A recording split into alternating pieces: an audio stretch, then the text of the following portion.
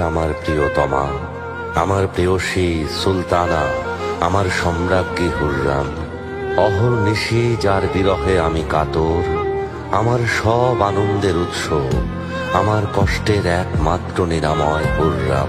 চাঁদনি রাতে তোমার চুলের মদির গন্ধ মনে পড়ে যায়। তোমাকে ছাড়া আমি নিরুপায়, আমি অসহায় হুররাম। তুমি লিখেছ, আর একবার যেন আপনাকে দেখার সৌভাগ্য হয়। আমি আরো একবার আপনার ওই মুখ দেখতে চাই। আমার সৃষ্টিকর্তা মহান আল্লাহকে সাক্ষী রেখে বলছি, আমিও তোমাকে ছেড়ে দূরে থাকতে চাই না। যদি আমাকে বিশ্বাস না হয়, মুহিব্বির কথা শোনো। প্রেমিকের কাছে পৃথিবীটা যেন এক ফুলের বাগান। ভালোবাসার জন্য পাখি হয়ে গান গাইতে ইচ্ছে হয়। আমার অসুস্থ হৃদয়ের নিরাময় তোমার ঠোঁটের মাদকতা।